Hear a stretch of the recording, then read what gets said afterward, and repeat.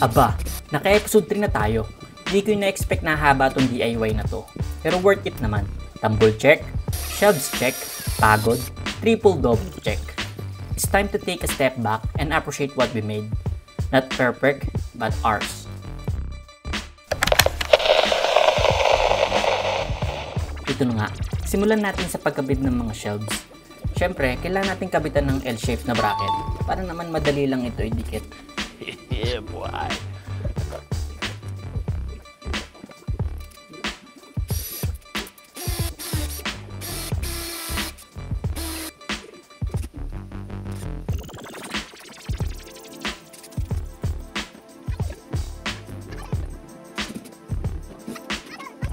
Ayan.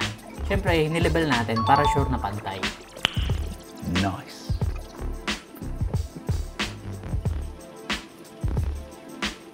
Nalagay na natin ang ating mga ibang appliances, pero syempre need natin yung tanggalin before tayo mag-barena para naman hindi sila malikabok.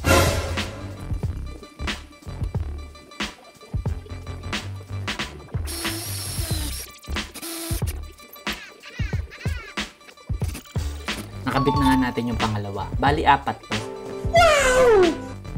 At dito naman gagawa naman tayo ng fake beam or tambol para sa exposed pipes na nasa flooring. Yan. Yeah, boy. Makikita nyo, talagang exposed na exposed dyan nila pinagawa. Gagawa na lang natin ng paraan yan. Gagamit tayo ng tambol para matakpan yan. Bali, 2 ang kailangan natin kasi medyo mahaba ito. Dito ko na nga binuo yung isa sa taas para pagdating doon lalapat ko na lang onti syempre remedyo. Kasi mayroong kantuhan or meron doon pundasyon.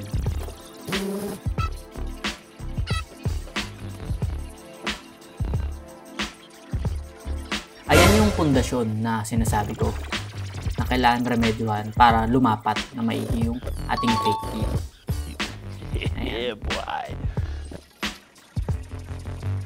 Kung makikita nyo, same step lang din yung ginawa ko, katulad lang din dun sa ibang fake beam. Gumamit lang ako ng scrap na plywood para pagtornilyuhan ng mga fake beam. And of course, gumamit din ako ng hammer nails para din ako mag-pop. Nice.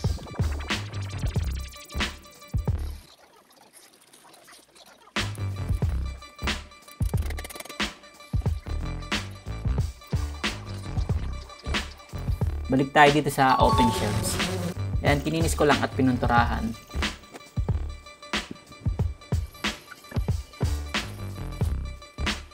Ang gulo. Dito naman tayo ulit sa... Pasensya na kayo guys ha. Kasi nung binidyo ko to, multitasking ako. Sabay-sabay ko silang ginagawa. Kumbaga, habang pinapatuyo ko kasi yung mga scrap na dinikit natin kanina, ginagawa ko naman yung iba habang hinihintay kong matuyo yun. And then after that, tsaka ko binabalikan ulit. Pero alam ko kasi, nung ginawa ko to, nagbigay ako ng curing time para kapit na kapit yung mga scrap na plywood na dinikit ko. So ayan, kabit na natin ulit yung open shelves.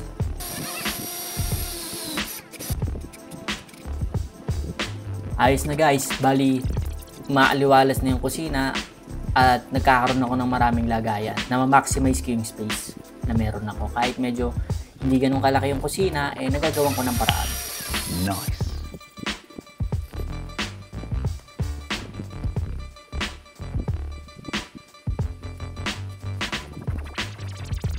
So dito, gabi na to, nadikit ko na rin yung fake beam and yung mga siwang minamasilyahan ko para naman hindi ganun kasagwat.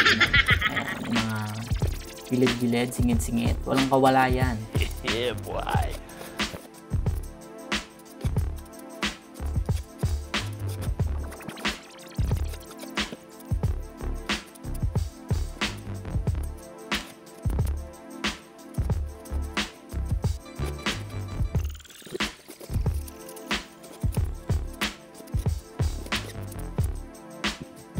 Gumaganda na sila. Iba talaga kapag namasilyahan mo, mas lalong gumaganda yung gawa mo. May kita nyo dito, ang smooth na nila and mas maayos tignan kumpara before na-expose yung pipes.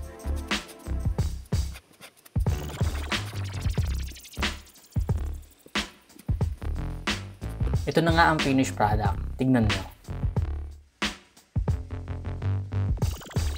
So alam nyo na mga dudes.